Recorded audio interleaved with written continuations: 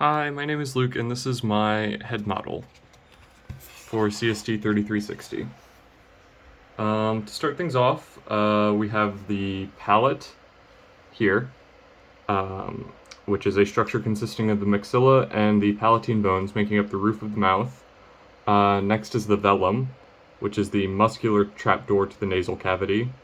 The nasopharynx, which is this portion of the pharynx within the nasal cavity. We then have the muscles of the tongue, starting with the superior longitudinal muscle, which is responsible for the retraction and shortening of the tongue. It also curls the tip and sides of the tongue superiorly.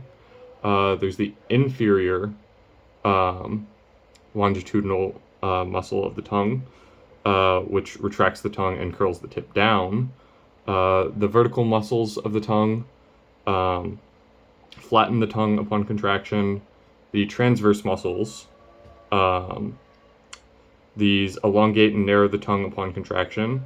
The genioglossus, here, pulls the tongue tip down. The hyoglossus, right here, depresses the tongue. The styloglossus, up here, retracts and elevates the tongue. The palatoglossus, elevates the posterior part of the tongue.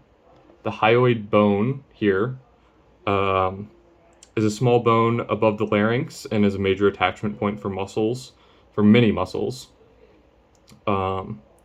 Next we have the thyroid, which is a cartilage of the larynx, primarily for the protection of the larynx, and is also an attachment point for many laryngeal muscles. The cricoid is also a cartilage within the larynx and serves a similar function. The epiglottis here is a piece of cartilage that is responsible for protecting the airway during swallowing. The trachea, also known as the windpipe, connects the larynx to the lungs.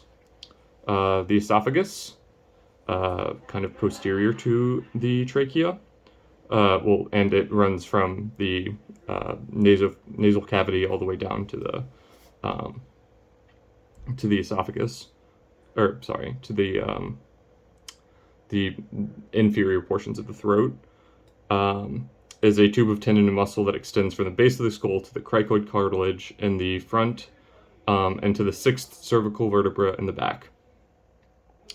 Next is the omohyoid, which is this muscle here in blue. This depresses the hyoid. We have the geniohyoid, which is going back up here, which depresses the mandible and raises the larynx. The anterior belly of the digastric, which is also in this cluster of muscles, pulls the hyoid up and forward. Next, there's the levator veli palatini. So we're going now up above the palate.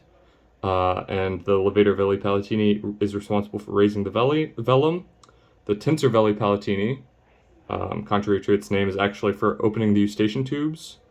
Next we have the superior pharyngeal constrictor, which is responsible for the narrowing of the pharynx and the closure of the velopharyngeal port.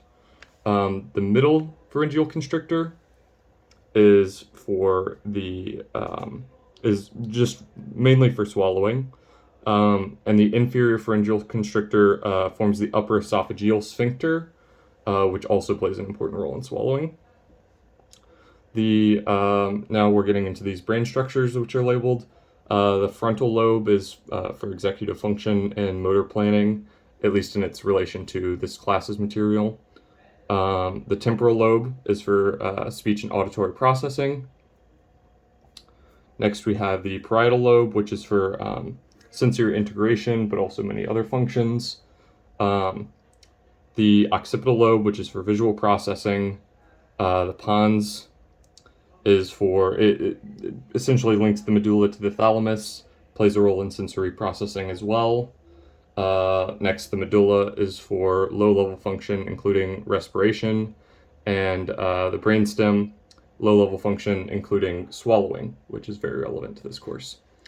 And that concludes it. My model doesn't include any external labeling for the facial muscles. So this concludes my video.